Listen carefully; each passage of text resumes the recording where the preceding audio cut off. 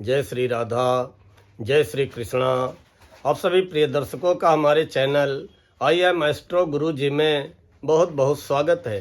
प्रिय दर्शकों, आज चर्चा करेंगे मेष राशि वालों के बारे में कि मेष राशि वालों, आइए जानते हैं इस मार्च महीने के अंतिम 15 दिन आपकी राशि के लिए कैसे रहने वाले हैं। मेष राशि, जिसे अंग्रेजी में बोलते हैं एरिस, मार्च महीने के अंतिम 15 दिन अर्थात 17 मार्च से लेकर के 31 मार्च तक मेष राशि वालों, कौन सी ऐसी तारीखें हैं जिसमें थोड़ा सावधान रहना है और कौन सी ऐसी तारीखें हैं जो कि आपको सफलता दिलाने वाले भी साबित होंगी। आइए ग्रह स्थितियों के बारे में जान लेते हैं कि मार्च महीने के अंतिम 15 दिन आपकी राशि के लिए कैसी ग्रह स्थितियां रहने वाली हैं और उन ग्रहों के भी आपको कैसे परिणाम प्राप्त हो सकते हैं। सबसे पहले चर्चा करेंगे ग्रहों के राजा सूर्य की, जो कि आपकी राशि से पंचम भाव संतान व उच्च शिक्षा के स्वामी हैं।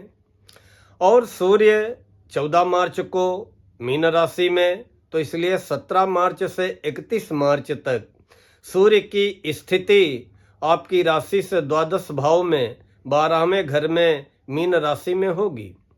गोचर में 12वें सूर्य बहुत अच्छे नहीं माने गए हैं। कहीं न कहीं दूर देशों की, दूर स्थानों की, दूर प्रदेशों की यात्राएं कराएंगे, भ्रमण कराएंगे। 12वां घर व्यय का होता है, व्यय कराएंगे। आँखों में कष्ट, सिर में दर्द या पेट की कोई समस्या या अपमानजनक स्थितियां भी 12वें सूर्य पैदा करने का कार्य करते हैं। वहीं पे 12वें घर में राहु शुक्र बुध विराजमान हैं, तो कहीं न कहीं द्वादश भाव में सूर्य का गोचर आपके लिए बहुत अच्छा साबित होने वाला नहीं है। संतान पक्ष पे व्यय करा सकते हैं, उच्च शिक्षा में व्यय करा सकते हैं, प्रतियोगी परीक्षाओं में व्यय करा सकते हैं, दूर दराज की यात्राओं में या बाहरी यात्राओं में व्यय करा करके कष्ट देने का कार्य ये 12वें सूर्य कर सकते हैं। इसलिए नित्य सूर्य भगवान को एक लोटा जल अवश्य अर्पित करते रहें। मंगल मिथुन राशि में आपकी राशि से तीसरे भाव में है और 17 मार्च से 31 मार्च तक मंगल आपकी राशि से तृतीय भाव में रहेंगे और बहुत शुभ स्थिति में रहेंगे। तीसरे मंगल आपके साहस में, पराक्रम में वृद्धि करेंगे। तर्क शक्ति के द्वारा आप सफलता पाने में सफल रहेंगे, धन कमाने में सफल रहेंगे, पराक्रम से धन की प्राप्ति होगी। और आपके तो राशि के स्वामी ही मंगल हैं, आपके तो चंद्र लग्नेश मंगल हैं, तो तीसरे मंगल बड़े अच्छे परिणाम देंगे। किसी घर परिवार के परिजन की मदद से या किसी बहुत खास मित्र सहयोगी की मदद से कोई ऐसा काम आपका मंगल के कारण बन सकता है जो अभी तक रुका पड़ा हो। जहाँ तक बुध की बात है, बुध मीन राशि में है और मीन राशि बुध की नीच राशि होती है और उसमें भी बुध 15 मार्च को वक्री होने जा रहे हैं और 7 अप्रैल तक बुध वक्री रहेंगे। तो वक्री ग्रह के परिणाम धीमे हो जाते हैं और 12वें बुध आपके लिए अच्छे नहीं थे। इसलिए यह बुध का वक्री होना कहीं न कहीं आपके लिए परिणाम अच्छे लेकर के आएगा।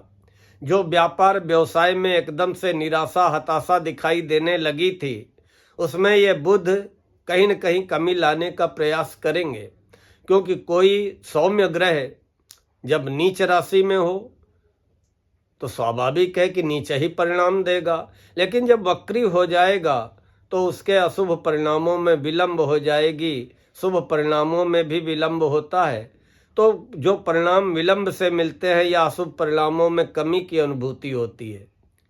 और बुध आपकी चंद्र कुंडली में आपके पराक्रम के, रोग ऋण शत्रुओं के स्वामी हैं, तो कहीं न किसी रोग का, ऋण का या प्रतिद्वंदियों का मन में व्यर्थ का भय बना रहेगा।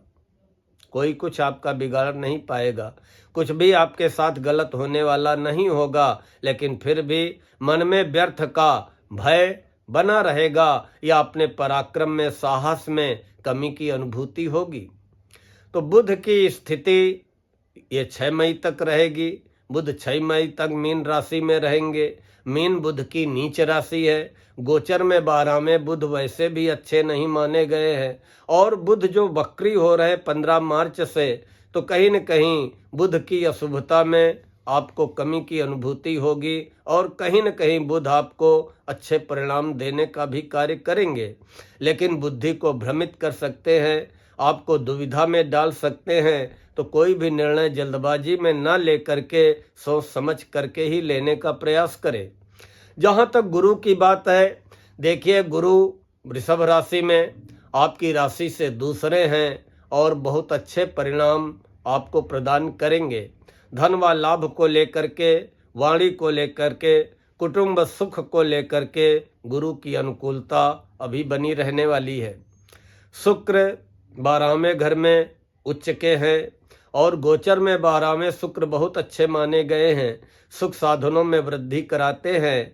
मनोरंजन के, पर्यटन के, घूमने फिरने के, लाइफ पार्टनर के साथ अवसर प्रदान करते हैं। लेकिन यही शुक्र अब वक्री 2 मार्च को हो चुके हैं, और 2 मार्च से लेकर 13 अप्रैल तक शुक्र वक्री रहेंगे। 2 मार्च से 13 अप्रैल तक जब शुक्र वक्री रहेंगे, तो इनके भी शुभ परिणामों में विलंब होगा, देरी होगी, या शुभ परिणामों में कमी आएगी। निश्चित ही जो सुख साधन आप खरीदना चाह रहे हो, क्योंकि शुक्र तो 31 मई तक रहेंगे उच्च राशि मीन में, लेकिन 2 मार्च से 13 अप्रैल के मध्य शुक्र वक्री अवस्था में आपको शुभ परिणाम देने में कमी कर सकते हैं। सुख साधनों में जो वृद्धि चाह रहे थे उसमें विलंब करा सकते हैं, या धन की स्थिति को थोड़ा कमजोर कर सकते हैं, या लाइफ पार्टनर के साथ कुछ मतभेद की स्थितियां भी ला सकते हैं, या मधुर संबंधों में कुछ कमी की अनुभूति करा सकते हैं। शनि 11वें घर में है, बड़ी अच्छी स्थिति में है, लेकिन अस्त हो गए हैं। आपके करियर के स्वामी हैं, आय के स्वामी हैं। स्वराशि शनि मार्गीय अवस्था में, लेकिन वह अस्त हो गए। अब जब अस्त हो गए तो शनि के अच्छे परिणाम जो आपको मिलने चाहिए थे 29 मार्च तक, उनमें ब्रेक लग गई। शनि के अच्छे परिणाम समाप्त हो गए। शनि की दृष्टियां जो आपके स्वास्थ्य को, आपके उच्च शिक्षा को, संतान भाव को प्रभावित कर रही थी, उनमें भी कमी की अनुभूति आप कर रहे होंगे, उनसे आपको राहत मिल रही होगी। शनि के अस्त होते ही स्वास्थ्य में सुधार दिखाई देने लगा होगा। राहु 12वें घर में है, 18 मई तक रहेंगे। 12वें राहु व्यय कराने का कार्य करते हैं, यात्राओं में व्यय कराते हैं, व्यर्थ का व्यय कराते हैं, खर्चे बढ़ाने का कार्य करते हैं। 12वें राहु भी गोचर में अच्छे नहीं माने गए हैं। केतु 6ठे घर में हैं। 6ठे केतु अच्छे परिणाम तो देते हैं, लेकिन किसी न किसी रोग को लेकर के या शत्रुओं के भय को लेकर के मन को भयान्वित व चिंतित कराते रहते हैं। मन में व्यर्थ का भय पैदा करने का काम करते हैं कि कहीं ये रोग ऐसा रोग तो नहीं बन जाएगा, कहीं वो व्यक्ति मेरा और अधिक बुरा तो नहीं कर देगा। ऐसी स्थितियां राहु करने का कार्य करते हैं। आइए जानते हैं कि 17 मार्च से लेकर के 31 मार्च तक अंतिम 15 दिन आपकी राशि के लिए कैसे रहने वाले हैं। देखिए 17 मार्च, 18 मार्च और 19 मार्च को शाम को 4:05 तक, 17, 18 और 19 की शाम तक आपकी राशि से 7वें चंद्र रहेंगे, और दाम्पत्य सुख में 7वें चंद्र वृद्धि करते हैं। स्वयं को निखारने, स्वयं को संवारने की ओर आप ध्यान देंगे, या अपनी शारीरिक फिटनेस की ओर आपका ध्यान जाएगा। आंतरिक शांति का मन में अनुभव करेंगे, और अपने चतुर दृष्टिकोण से, अपने बुद्धिमानी भरे नजरिए से कठिन व विषम परिस्थितियों को भी आप अपने अनुकूल बनाने में सफल रहेंगे, मानसिक शांति का अनुभव करेंगे। 19 तारीख को शाम से लेकर के 21 तारीख तक, 19 की शाम को 4 बजे से लेकर के 21 तारीख तक चंद्र 8वें होंगे। 8वें चंद्र अच्छे नहीं होते हैं।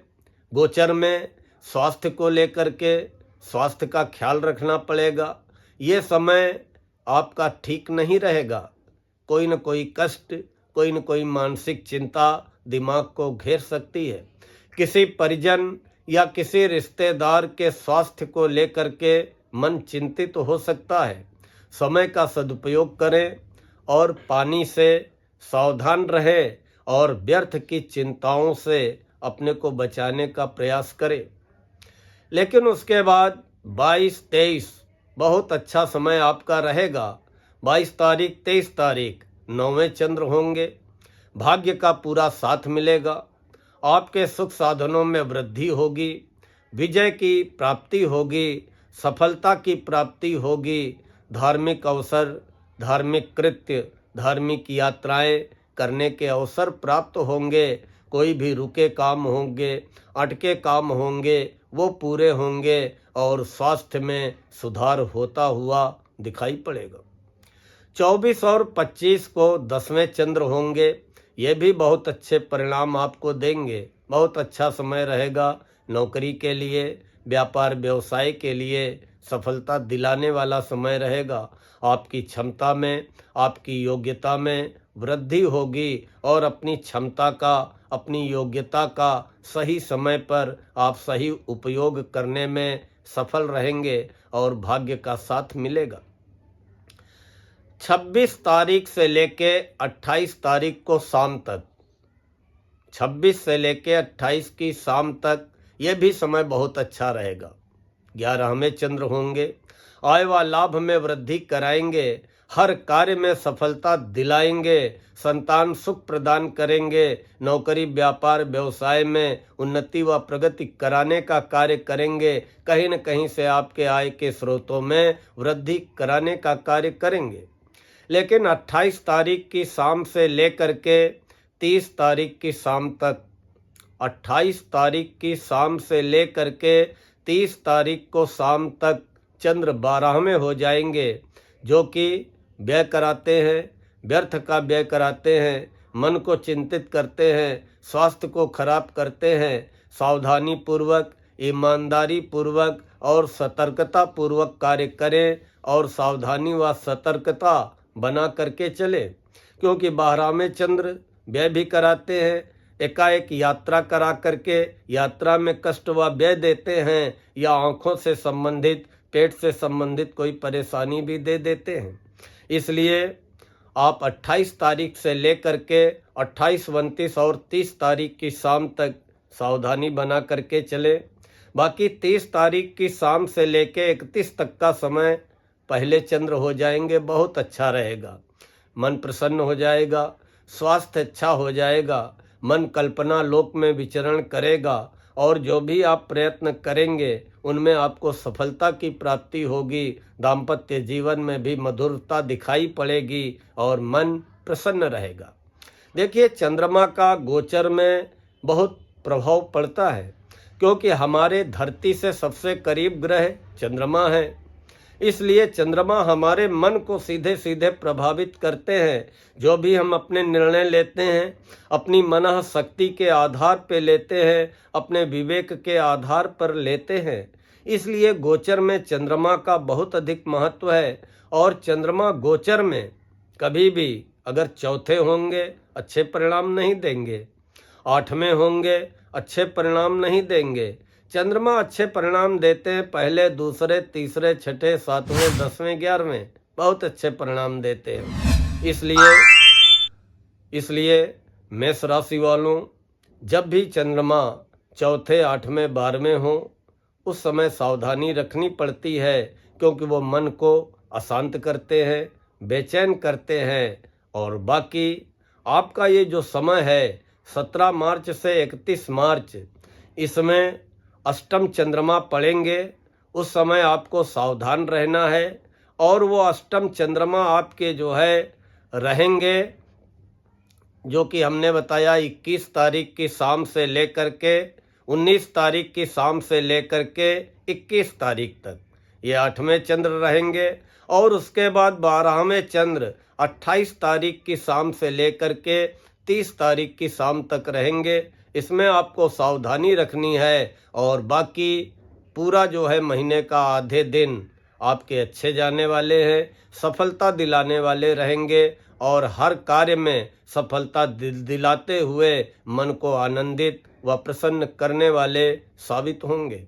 प्रिय दर्शकों, इन्हीं शब्दों के साथ आज मैं अपनी वाणी को विराम देता हूँ। जय श्री राधा, जय श्री कृष्णा।